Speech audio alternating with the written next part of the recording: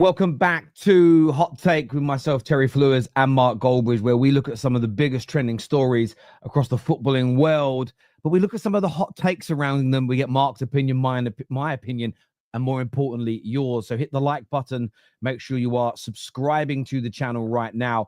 But morning, Mark. How are you, mate? Yeah, not too bad. I'm quite enjoying the return to pre-season football with 2 weeks on Friday from the start of the Prem, which is always quite an exciting time. And yeah, I mean, I just want more clubs to do more business beyond the dominant top 4. So that's where I am at the moment. Yes, and we're going to delve into some of those stories on the show this morning. And I'm a bit like you, want to see a bit more business, but football's coming back. Man United won at the weekend, which was nice. Yeah. We actually won a game. So, and the press was good. So hope to see more of that moving forward. It was an improvement from Leeds, but still a long way to go.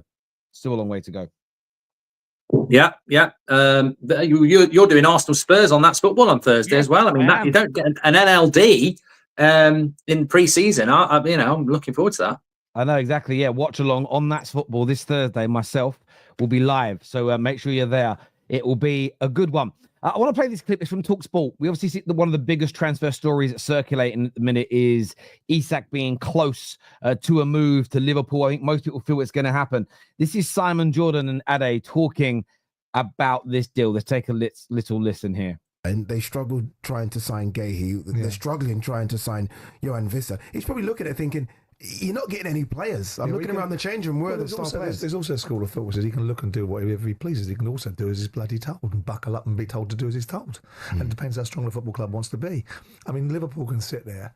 I'd like to see at times these miscreants over the PFA start having a few things to say about players and their attitude when they decide they're not going to turn up for training or they're not going to turn in for contractual obligations because they don't like the club they're now playing for, and the LMA and with managers and their conduct at times. But we'll leave Mr. O'Neill to deal with that, given he's the chairman of the LMA now.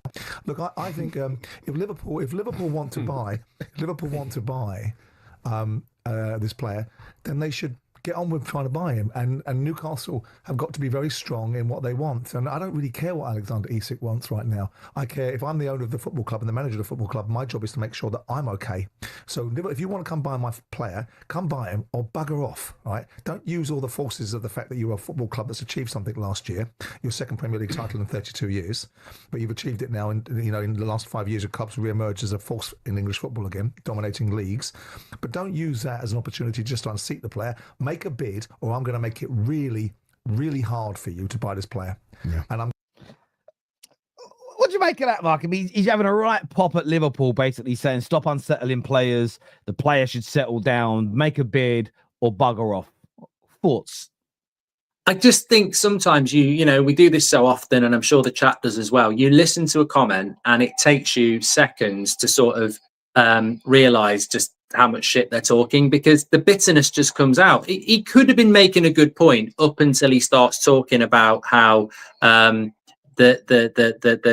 Liverpool haven't won the league for 32 years, because look, he's coming at it from a point where Newcastle and owners of football clubs are going to definitely relate to that. But Liverpool have always said they will pay a British transfer record for Isak. I've known that for weeks.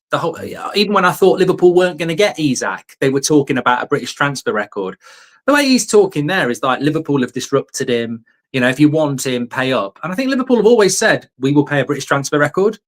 That's always been the story. So what's Liverpool's role in this, other than we really like your player, we want him here, we will give you a British transfer record?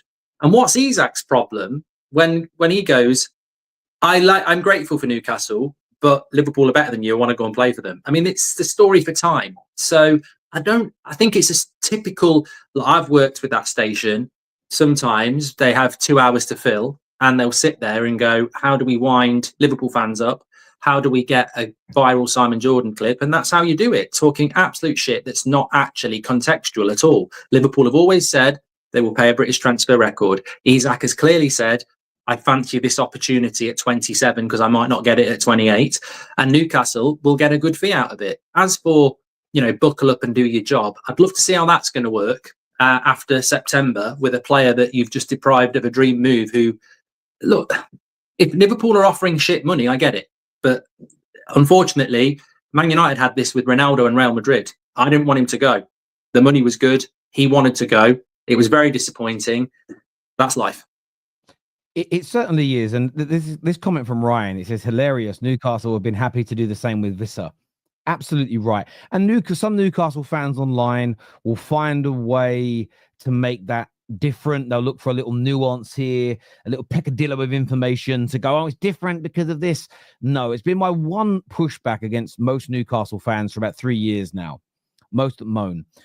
The better you get, the more your players will be linked to other people. The better you get, the more is discussed and spoken about.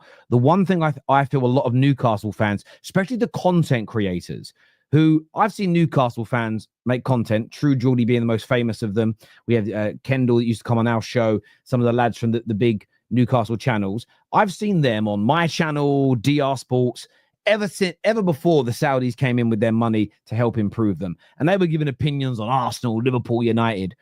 They hate their club being discussed by other people. They also hate the fact that, yes, they've got owners that are really rich, but the rules stop you from being able to spend all that money straight away. And most of those rules were in place before. Like, PSR's been around now for over a decade, so they weren't necessarily invented to stop your club. And I get that they're a little bit bitter, but it's why it was a 10-year project to get yourselves to the top. And in that time, you're going to lose players. But I agree with you. Liverpool have got to sell some players to get this deal done as well. They're not just going to bid. Diaz is now done. They're looking at removing Darwin Núñez. They're a very well-run football club. They're not going to commit to this and then be lumbered with 2 or 3 players that they can no longer play, they can't sell, and they can't balance their books with. Simon Jordan knows this because he owned a football club. This is what I mean by bad education for fans, because they hear this from an ex-owner and go, yeah, he's right. No, Liverpool are doing absolutely the right thing. They're getting all their ducks in a row. They're getting the deal signed, like, secured without putting an official bid in. They're selling players. They're getting the books balanced. And then they'll go bish, bash, bosh, and it will all happen. Rather than sort of winging it. They're not going to wing it. They're too well run. So, yeah, I think there's a lot of bitterness in there, if I'm being absolutely honest. Also, Terry, I don't know whether it was a couple of months ago, but there was a clip of Alan Shearer, who's very, pro Newcastle, obviously, talking about Trent, saying Liverpool fans shouldn't be moaning about Trent going to Real Madrid. He's given them a few years. It's a great move for him. You should be cheering him off. So I'm hoping that Newcastle fans are going to be cheering Isak off when you actually get paid money that Liverpool didn't get for Trent. But Liverpool fans, remember, Rio Ferdinand, Alan Shearer, they were telling Liverpool fans, even though you're getting nothing and he's run his contract down and he's going to Real Madrid, who is saying are better than you should actually applaud him out the door when you don't get any money for him because he gave you a few years. So I'm really hoping that when Isak leaves Newcastle and a British transfer record, Simon Jordan, Alan Shearer and Rio start clapping him out the door saying, you know what, we should cheer him out. Newcastle have made a big profit on this player. It's survival of the fittest. Man United have been victim of it. Liverpool have been victim of it with Coutinho and Suarez. It's just where you are at that moment in time. And if there's a bigger fish in the pond, then you just have to devour it. But as that comment said, Newcastle are a bigger fish than Brentford, so they can go and do it for Wizza. They're a bigger fish than Forest, so they did it with Elanga. It's the cycle of football. Absolutely right. Let's take a look. This is a Newcastle fan. This is a little bit old now, but it's worth bringing it back now. It's a few weeks old. Let's take a little look at this. Pulled the power play of the century and dominated Liverpool. So Liverpool's apparent stance on this Isak and Ekitike saga is, if you don't sell us Isak, we're going to take your top target, Hugo Ekitike. How the mighty have fallen. Luke Edwards of the Telegraph Sport reports that Newcastle's hierarchy are unflustered, basically not really bothered by Liverpool's attempt to try and unsettle Alexander Isak, and will still continue pursuing Hugo Ekitike. You thought you were having one of the other lads. You're having none. Newcastle have quite literally said, no, Isak's staying at Newcastle, and we're also going to take your top striker target off you.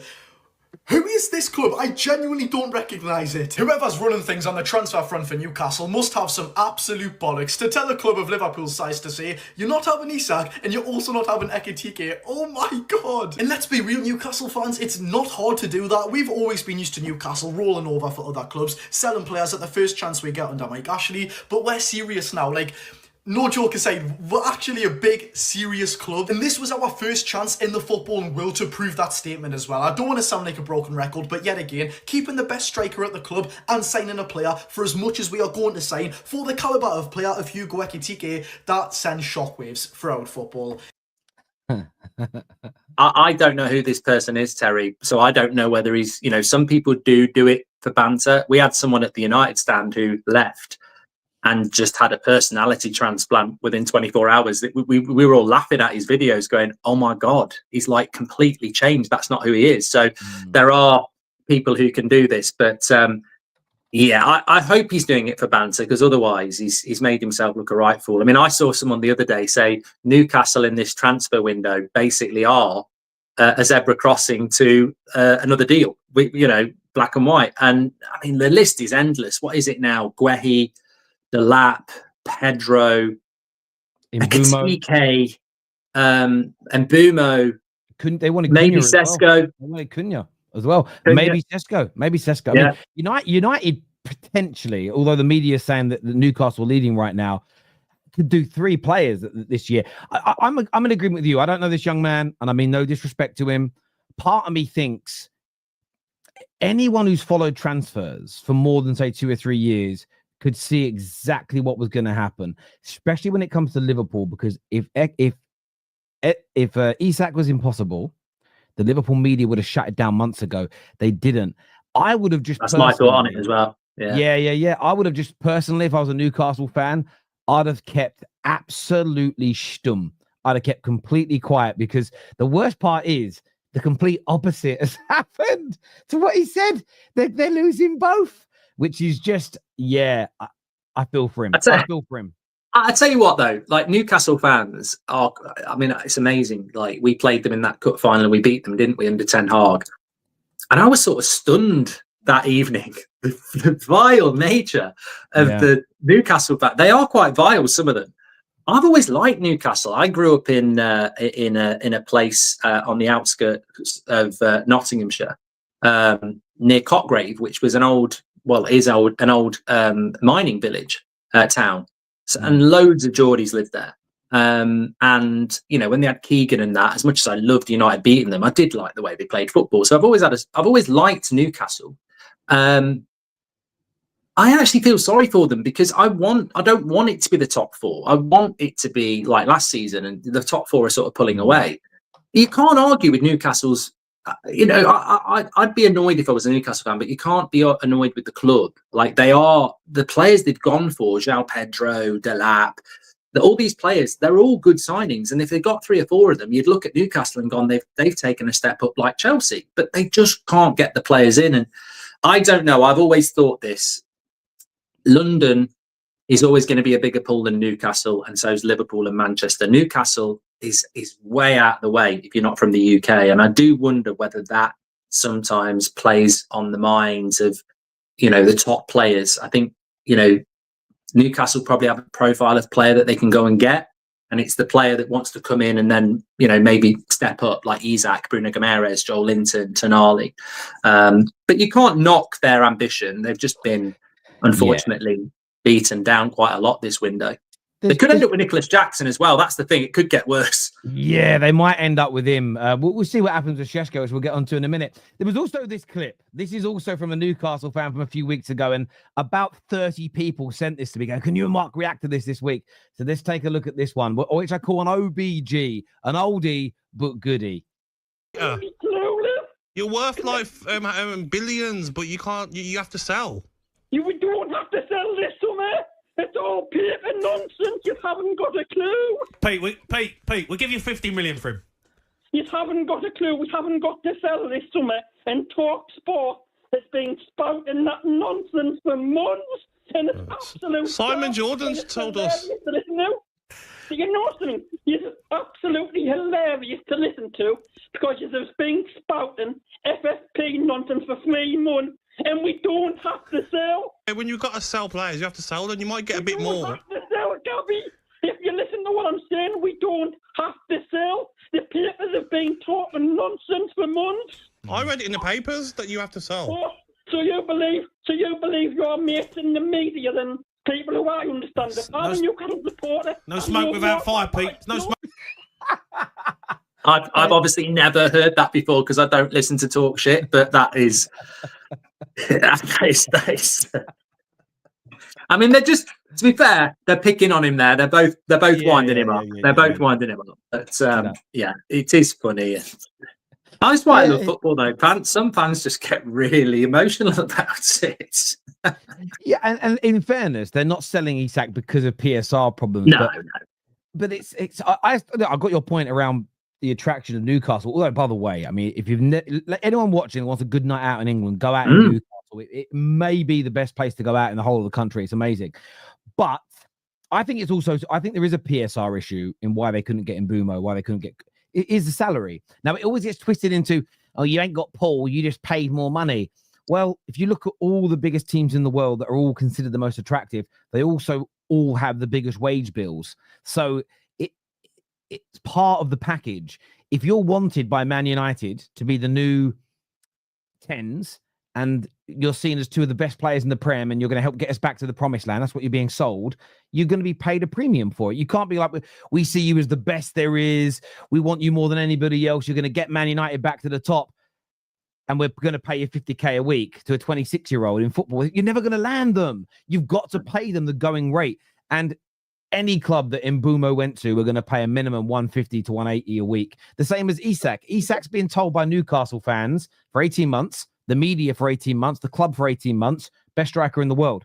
So what's he going to say for a contract renewal? Pay me the same money that the best strikers in the world earn then. You can't have it both ways. Sometimes you're better. I say this a lot. Control the narrative about your own club better. Just play down how good he is. Don't tell everyone he's the best in the world. Your club's, oh, yeah, he's good. Got a long way to go to get to the top. Maybe if you did that, your players wouldn't start demanding money you couldn't afford to pay. But everybody wants to give it to big un. That's the issue that I think you'll find here. But yeah, that clip for me was absolutely sensational. Speaking of clips, right? I want to get Mark's take actually on the Gibbs White situation quickly because it's all gone funny. But I've got to play this for you. I don't know who this man is. He's a Spurs fan. This was about 4 or 5 days after the Here We Go.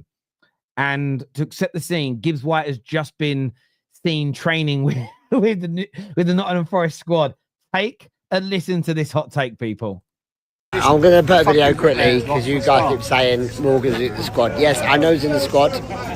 I was told yesterday he was in London. Doesn't mean he's not travelled today, last night to be in the squad. I don't know.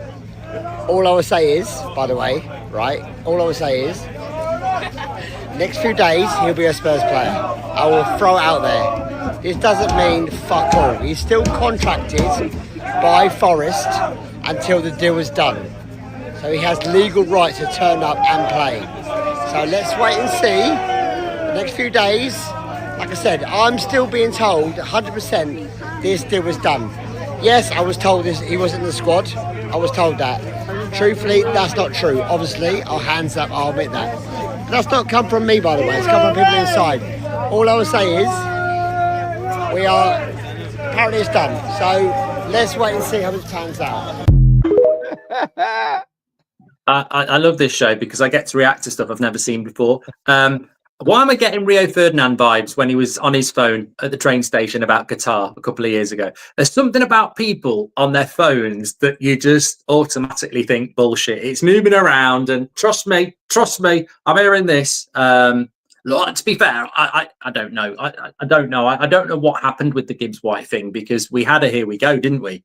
And I mean, I don't blame Fabrizio on that. It was out of nowhere, and Spurs obviously put the bid in, and there was probably some release clause, but it's weird. You'd probably know more than me, Terry, about the financial side of why that didn't happen. And if you pay a release clause, then surely Spurs get him. But there was obviously some sort of clause in there that meant that Spurs shouldn't have known about it. Maybe I think that was the thing. Yeah.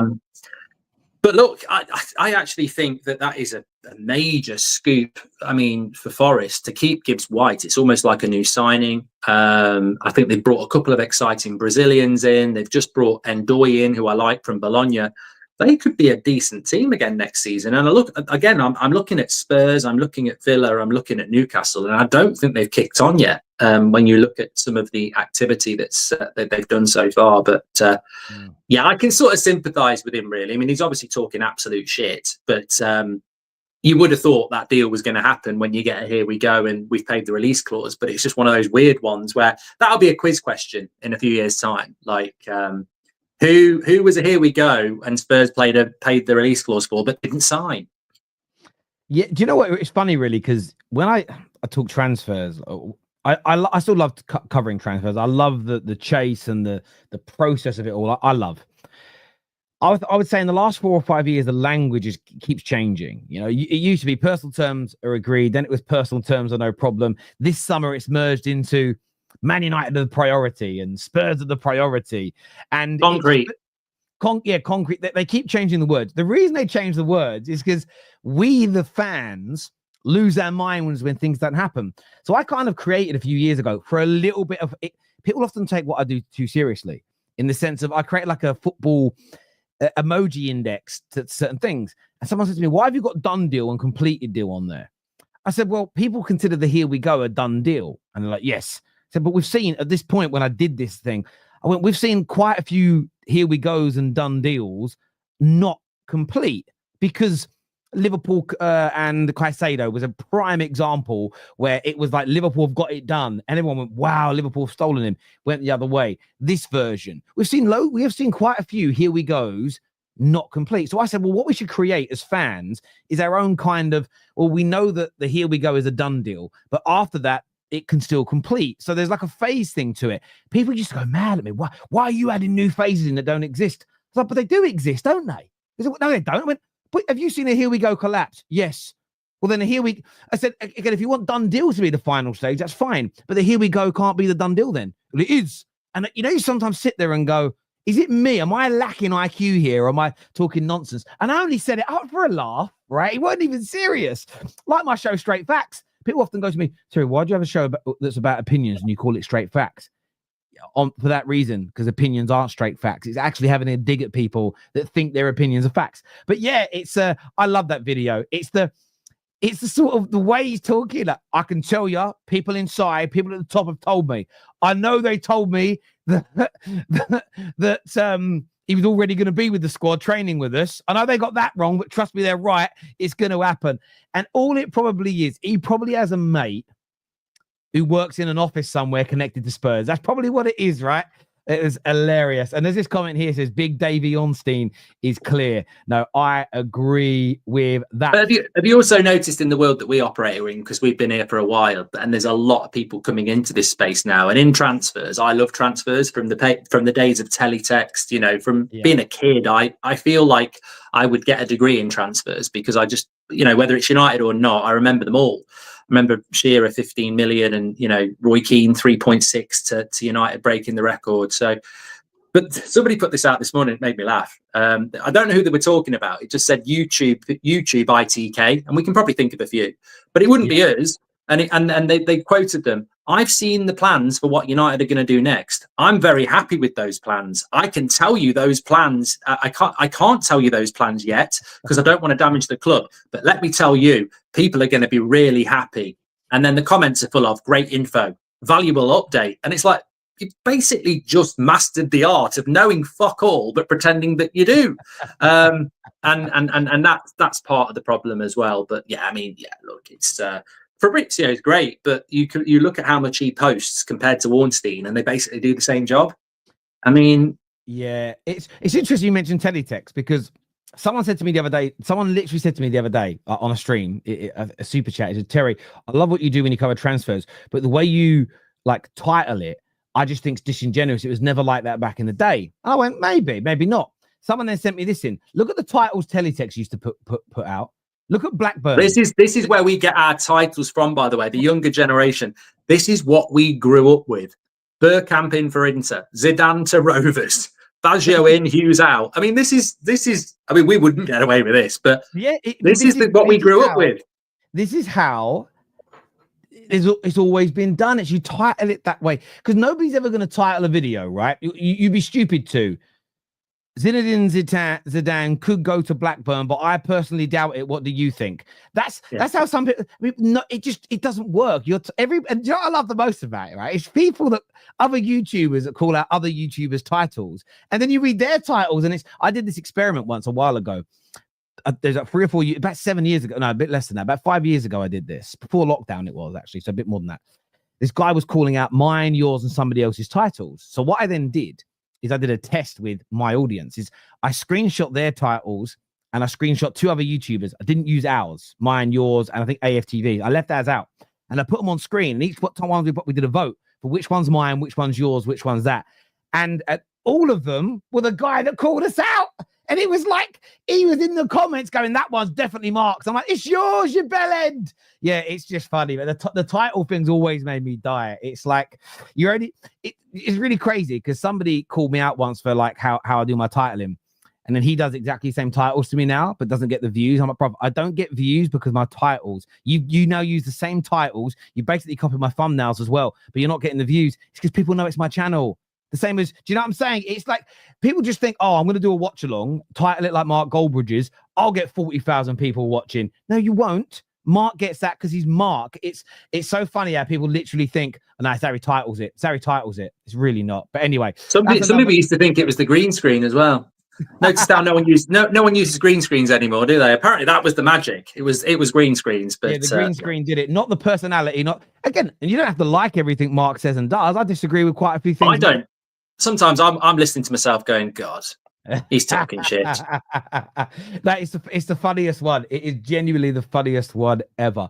Sorry, CFAX. Yeah, CFAX was the one, bro. CFAX was it. You sit there and you'd wait, but you'd be a kid. You'd be a kid, and you go onto the CFAX page, page 141. You go on it, and you're like, no way, a Blackburn getting Zidane. And what I loved, the one thing about this era I dislike, and it wasn't like this at the start of the YouTube era, is you'll get a story that will start to pick up some pace. You go, oh, and we're fans. Our job's to react to the rumors and the stories because that's what we did as kids. Any young adults, you go to work and somebody would go, have you seen United are trying to sign Batistuta? Everyone would get excited or, oh, that'd be terrible. You discuss it, you debate it, you talk about it. The only thing I hate now. So go on. Well, it's in my. I have a book. If anyone read it, I released it last year. It's called Football According to Mark Goldbridge, and there is a section on transfers in there. And I was basically the original Fabrizio Romano at my school because we used to have to get the school bus at 8 o'clock. But I used to do a paper round, and I used to do the papers at 6. And in those days, where I lived, some people would get the Daily Mail, some people would get the Sun, some people would get the Times, some would get the Telegraph. So I used to walk my paper around, and in between houses, I wasn't interested in anything other than sport. So I'd read everything. And one morning, Blackburn were going to get Roy Keane. And on the Monday morning, the big news was that he was going to Man United. So I got on the bus and I'm telling everybody Keane's going to United. And the older lads took me to the back and were going to beat me up because they were like, obviously, I grew up in Nottingham, so a lot of them were Forest fans. And I was like, no, he's going to Man United. He's going to Blackburn because they all hated United. I said, no, he's going to Man United. He's going to bloody Blackburn. Anyway, I got an apology on the evening and then I was allowed to sit near the back of the bus because I was like, I'd broken the news. But that was just simply because in those days you had no internet and I'd read all the papers, so I knew. I hear you. And as I said, the only thing I hate about it now is you get a story, and as YouTubers, oh, this will be a great one to discuss on my next show. And within 20 minutes, Fabrizio's like, I've heard nothing, and everyone goes, no. Yeah. It's like, no, I feel like saying to him, Fabs, just leave it. Just leave it out there to cook for a little while, because that's the excitement of it's the sort of, could we, will we? Wow, that could be amazing. When it gets shut down within an hour, that for me, the disappointment will come anyway if you don't end up getting the player. But you probably did this on holiday as well. The papers, if you're in Spain, Turkey, wherever, always 2 or 3 days behind. You'd read something. That's weird. That's weird when you're waiting on a result. That's even more weird. Knowing your team played on Saturday and you don't get the result until you get the paper on a Monday. I mean, you could ring home actually, but we just never did. No, you didn't. But it was the excitement of the waiting, and that for me it's gone a little bit with the way journalism is now, where things get shut down so quickly. You're like, oh, that's taken away some really good conversations, whether you're doing it online or whether you're just in the staff room at work or on the school bus, as you mentioned. It just takes away the conversation because everyone goes, "Nah, Fab just tweeted about that. It's not happening," and everyone goes, "Oh, well, all right. Well, let's talk about EastEnders then or whatever." I don't know, but yeah, it's crazy. Speaking of crazy, because we're going to get on to Arsenal in a minute. I want to play this clip. Listen to this here. To be honest with you, I don't understand why anyone over the age of about 12 is wearing a football kit at any point in their life anyway. This isn't about what name you have on the back. This is about the choice of top that you're choosing to wear as you leave your house. Like, That is outrageous. If you support your football team, if you're passionate about your football team, you can't blame a fully grown adult for wanting to wear that shirt with pride. Yeah, I massively do. I think it's a weird way to feel that that's how you have to show your support for We a don't team. have to. No, it's a weird way that you feel that's how you have to do it. So That's how you commit. You've never worn a Chelsea shirt in your adult life. You're telling me that? I've played football in one. No. You've never worn it to a game or casually? I've never worn it in public. I've never worn it out. I've never worn it on the tube. I've never worn it to work. I've never worn it anywhere social. Are you ashamed of being a Chelsea fan? No, it's not about that. I've demonstrated my love of Chelsea in many ways, primarily by following my team home and away and abroad. Going to Japan to watch Chelsea play would be a way. Going to America to watch Chelsea play would be a way that I've demonstrated my love of Chelsea. I would do that with a pin badge, generally in the top collar of a polo shirt. I've got no intention of ever playing fancy dress to go into a football stadium. Well, that might be your preference. And yeah, absolutely. No, I'm not saying you don't. I'm not telling other people what to do. If other people want to play fancy dress when they're going out of their house, that's fair enough. I think that's bang out of order, mate. If people... What do you make of this? I just think, again, a bit like the Newcastle fan, is that real? Because I know Rory, and in real life, you can have a pint with Rory, you can have a really good chat with him, he's well educated, and he's a nice lad. And I do like Rory, but every now and again, you see these clips that are, he used to be on EastEnders. He's a paid actor. He's an intelligent guy. Like, I don't want to say it because I like Rory, and people will take it in a certain way. I am not going in on him like I might go in on someone else, but the guy is intelligent. He's a paid actor, and he thinks things through, and he thinks time and time again, because it happens too often, of things that are going to get 500,000 views. And this is why TalkSport have got him on, because he fits perfectly. He'll have thought that through. He might even spoke to a producer about it. He said Haaland's going to flop, and we all went, what an idiot. I think the issue I have with this is that I know Rory's not an idiot. So when it gets huge views and huge conversation, I think, well, you've all been mugged off, because the guy's not an idiot. He's literally just played you for the 500,000 views that he's now getting. So I think I don't think he's telling the truth. I genuinely don't think he thinks that if you wear a shirt, you're wearing fancy dress and you're an idiot. And what's he going to say to a couple of Chelsea fans that are Phil and Grant-like wearing a shirt in a pub? He won't say anything. He'll say, fancy a pint? So look, there are hills to die on, and I'm telling you now, Rory Jennings is not going to die on the hill that you're an idiot if you wear a shirt over 12. He's done that and that's why we're talking about it, and that's why everyone's talking about it. And it happens too often. I don't like that type of content. I go viral, you go viral, but I don't like this manufactured viral. I'm Oasis. I'm not interested in One Direction. If we go viral, we go viral. If I don't like manufactured, and I think Rory's better than that, actually. But it keeps happening. There'll be another one before the start of the season where he says Isak's going to be worse than Weghorst at United or something like that. There'll be something like that. And I just think, I don't like modern society, Terry. I think in the 90s, we used to have so much authentic conversation. And I just think there's a lot of stuff that's just manufactured now. And I think we're better than that. Honestly, bit serious, I know, but I just don't believe the authenticity of that at all. I hear you. Look, when he says it doesn't want to work, I like Rory. I've met him on a couple of occasions. He is genuinely a nice bloke, but then he has worn it to work. Like, he's been paid for that as well. He's been paid to wear that. And that's where I look at it, and I just think the same as you. And I don't mean this as a dig, because we're all in the same industry together. But maybe it's going to come across that way. I feel like when people see Rory Jennings do it, it's like, well, I'm going to say things that I don't believe. Like we see this now all the time. Yeah, it creates a monster, doesn't it? Well, look, and we all get accused of it. Like I said 3 years ago, Arsenal was scary. No way you meant that. I just did. Terry, you keep saying that Liverpool are moving crazy in the transfer window. They are. I genuinely mean it. But for 2 years, I was criticizing Liverpool for not being serious. It was real. But you see this now with trophies, Mark, where people go, all that matters in football is trophies. That's it. Just trophies. Nothing else is important. Just trophies.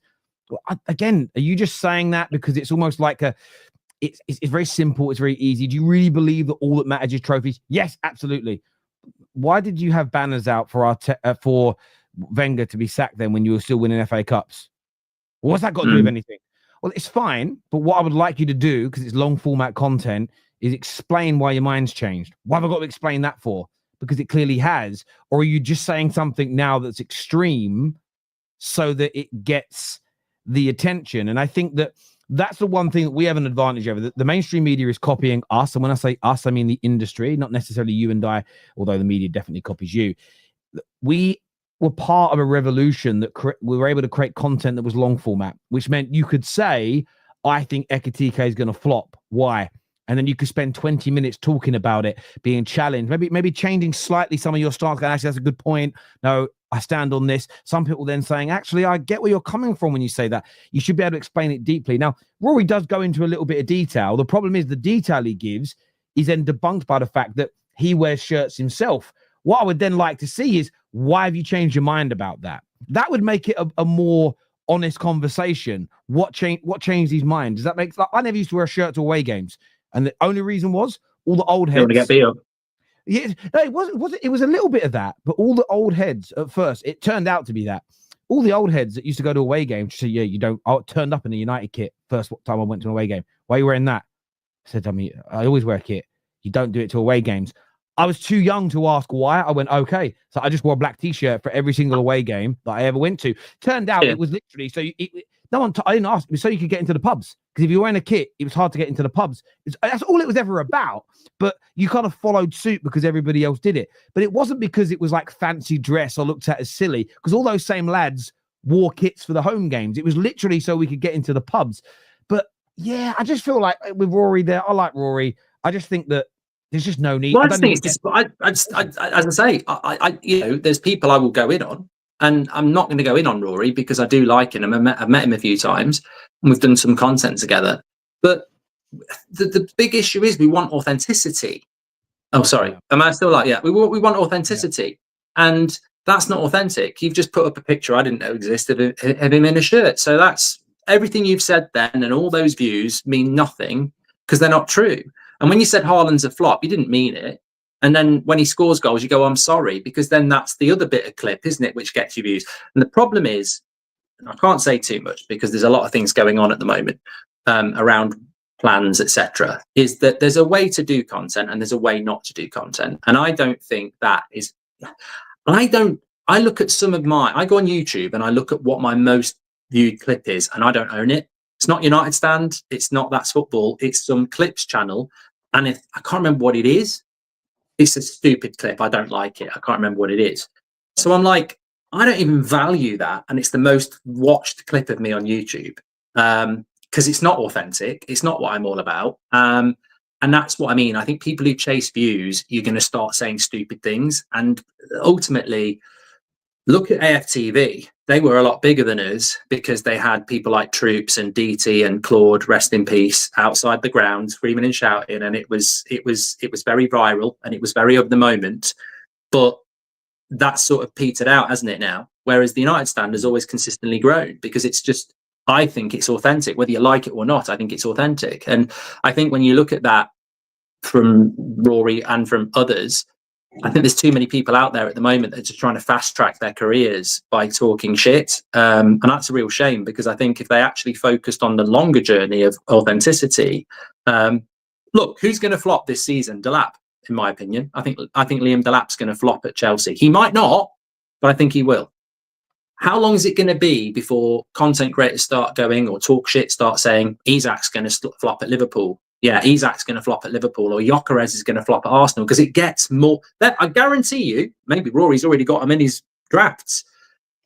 Gyökeres is flopping at Arsenal, or Isak's flopping at Liverpool is going to be a big clip for somebody in the next few weeks. Might be Simon Jordan. It'll be somebody. They will do that.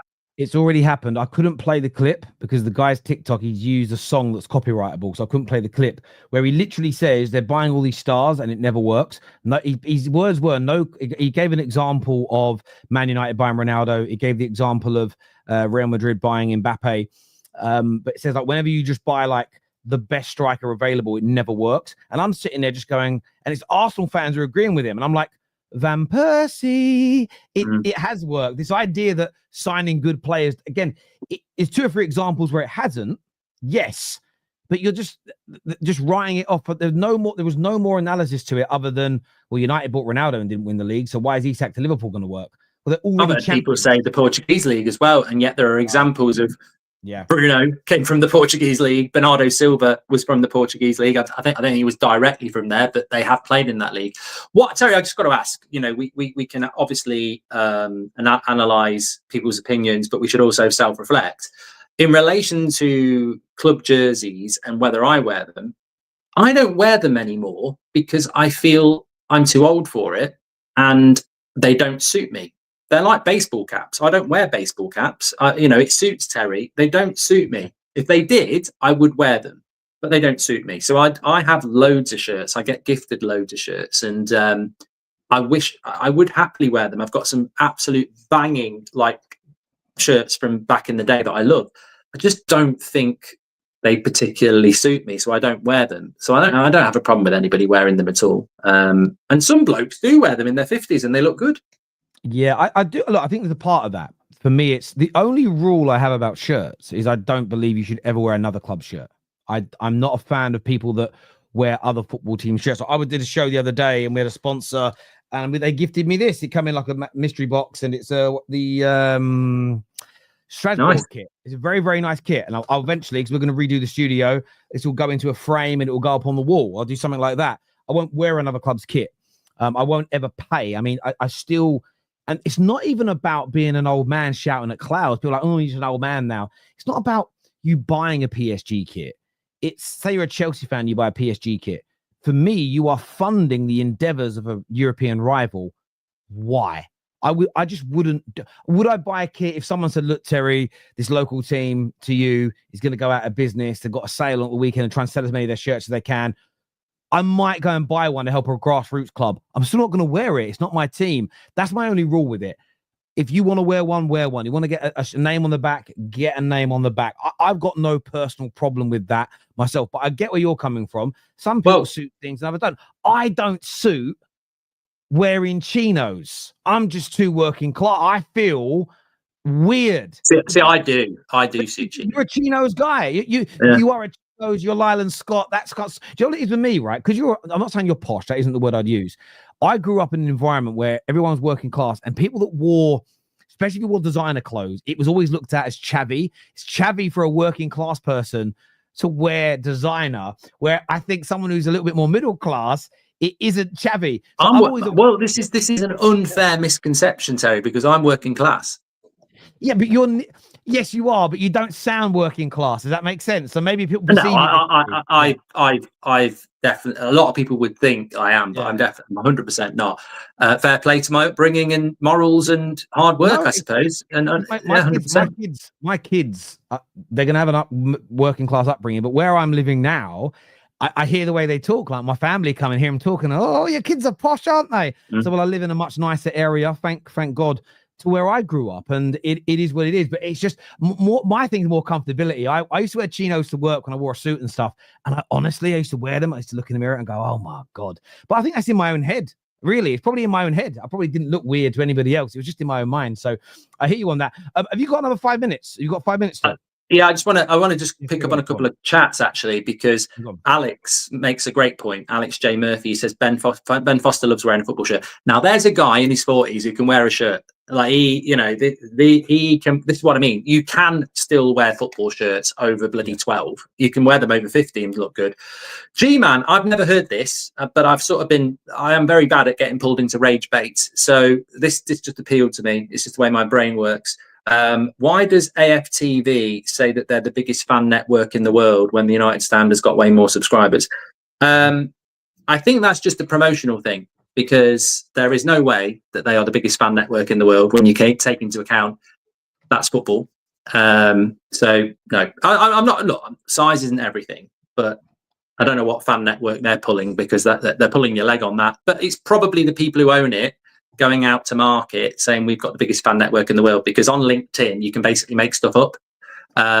Especially in this world, it's very unregulated. So literally Terry could go out and say that the Football Terrace is the biggest in the world, because as long as no one questions it, you can. Well, you got to look at it this way. I listen to quite a few business podcasts, and would you agree with me that McDonald's doesn't use 100% beef in its burgers? The burger isn't 100% beef. Would you agree with that? Yeah. But they can advertise it as 100% beef in it, because the company that they own that supplies the beef burgers is called 100% Beef. So the burgers are one. So that's also, I'm not saying that's what AFTV are doing. My point is, you can find something, you can find a way of manipulating a statistic or manipulating a fact to create a statement that is true, if that makes sense. So yeah, there probably is a way that I could say, for instance, I could twist it. I could say we're the largest and most watched fan channel in the world, and in the small print say for live match reactions to games, because we probably are, because we do them all. Do you know what I mean? You probably add it all up. Well, you know what? This is interesting, because that is true. You are, I think, the most watched Arsenal fan reaction show. That's Football is the biggest Arsenal watch-along show in the world. We get more. And we're also the biggest Liverpool watch-along show in the world as well. That's based on the fact that That's Football gets more than the two top Liverpool YouTube channels combined. And we're not even a Liverpool channel. So... I'm not, look, but I could promote That's Football as the biggest watched Arsenal live watch along in the world, and also Liverpool. I'm not in the habit of winding up Arsenal and Liverpool fans, though. We have a great community, and that's why it grows. But yeah, we can all. To be honest, again, it goes back to the whole virality stuff, doesn't it? And we're moving away from the clips. But I'm really not. The minute we get driven by that, I think that's when it starts to fall apart. I'm not driven by that. Well, KJ and I always laugh because people always think, "Oh, you're just doing that for effect." And me and KJ always sit there and we're like, "Well, we talk almost every day, and we talk about what we're going to make content-wise, who we want to get on, but we never ever go, let's get him on and let's get him on because it'll be crazy." That's just not what we do. Maybe in the earlier days it'd be like, "Oh, I've got Lee and Igal coming on today. That's going to be fireworks." But it wasn't like, no, we have to get them on. It's never part of the plan. I think that when it happens organically, and it kind of just stems through normal conversation, that's the beauty of content. I think if you're like, right, because this is where Big Brother, I use the example, Big Brother was one of the best reality shows in the world, and we all watched it in England when it first came out, first 2 or 3, 4 years, and then they started doing something that's very noticeable. You'd have a woman come out that would say, "I'm left-wing in politics, I hate men that like football, and I hate men who have smelly feet." The next guy comes out and goes, "I'm right-wing in politics, I love football, and my feet stink." And you'd go, you're just putting two people in that hate each other, like with what they say, and you put them in to hope there's fireworks. And ironically, there wasn't fireworks because people are actually quite nice in that, I'm not going to, I'll let them have their beliefs and whatever else. What you're better off doing is just putting normal people in and let things happen organically. And it's beautiful to watch. It really, really is. I've got one other thing I want to speak to you about if we've got the time. Sesko, Watkins, both on linked to Man United today. What's your hot take on that? What way do you see that going, Mark? Well, I know on Thursday that Watkins was the priority. And I think over the weekend, United have obviously seen the deal that Newcastle are trying to do. And hopefully we've stepped in on it. I think it comes down, well, look, I don't know. I think for United, it's worrying to predict what they would do. But if I was in charge, I think it comes down to, and I'd need a bit of detail on what the 3-year plan is, because if Ollie Watkins is 45 million and Sesko is 70 million, there is an argument to say you've got a couple of young strikers coming through. We're looking at an 18-year-old from Metz. Ollie Watkins has scored an amazing amount of goals and got an amazing amount of assists in the last 2 years. I think you get 3, maybe 4 good years out of him. If you've got younger players coming through, it's a natural passing of the baton, so to speak, and it works. But then you look at Sesko, who hasn't played in the Premier League, and you go £70 million, and he is more expensive than Gyökeres, and he plays for Man United, and he is 22, only just. Huge amount of pressure on a young player there. So you've got to balance all this stuff up, and I think it does come down to price. If Villa want over 55 million, I'm going Sesko. If Villa will come down to 45, I'm having a serious conversation about just how we can protect Sesko, because he could easily fall into the flop category if he doesn't get service, he doesn't adapt, and with that price tag. But I also I think I'll probably will sway towards Sesko, because let's not forget, I think 5th place is up for grabs, and many people would laugh that Man United could get that. But if Newcastle get Sesko, that could nail down 5th place. If they don't get Sesko and they get forced to go for people like Nicholas Jackson, that makes Newcastle vulnerable. So that would be enough for me to go, it's worth the risk on Sesko. Yeah, I'm similar. Now that it's coming to a head, do you watch Friends when you were growing up? Or Yeah. You know that very famous episode, Monica and Chandler's wedding, and Rachel thinks she's pregnant, and she does a test in the toilet with the girls, and Phoebe lies and says, it says you're negative, and she looks really disappointed, and they said, what's wrong? She went, oh, now you've told me I'm not pregnant. I realized how much I want to be pregnant. And she went, well, that's good because I lied. Sometimes in life, you don't know what you want until a certain moment. And I've been on the fence between the two for weeks. The price is a big point here, and it still is. But the more I look at it, the more I research it, the more I think about it, Sesko for me stands out. And all I'm putting faith in here, and there is hopium in this, and there is faith in it, is Christian Vavell knows who he is, knows enough about him. That should factor in and play a part in terms of, does he fit what we're going to do? I've also been quite impressed with the majority of new signings last summer and now. The only one, Xerxes was a slow starter, but really started to come into his own towards the end of last season. I'm a fan of what Ugarte does. I know we need a different profile of midfielder to him, but that's not Ugarte's fault. I think as a ball winner, as a destroyer, I think as this system settles, you saw it against West Ham, we get things right and we get our press triggers correct. The players do that right. He'll pay dividends. Delit and Maz were excellent signings. Young Heaven is an excellent signing. So I do look at it and say, I think Mbumo and Cunha, I think both will be brilliant signings. So there's part of me that's saying, well, I'm going to trust what they're going to do in terms of the player. And the one thing I said last night on the Top 6 show that I stand on is what I don't want to do is go, look, there's 50 odd million for Watkins. And we say, great for the next 2-3 years. But then we're watching Sesko at Newcastle or somewhere else. And in 2 years' time, we're going, oh my God, look how good he is. We should have had him. Because the same people today saying don't take the risk will be the same people kicking off at Ineos for saying, why didn't you sign him? There'll be no self-awareness that you actually got what you wanted. So for me, I'm just looking at Sesko. I think he's going to be a star in the future. I'm going to stand on this now. I'd rather take the risk in signing him and it going wrong than missing out on him. I want to go for him. I think he's such a talent, and I think he'll pay dividends for us instantly. But I think over the next 3 to 4 years, you're looking at a 20+ goal a season striker in the making.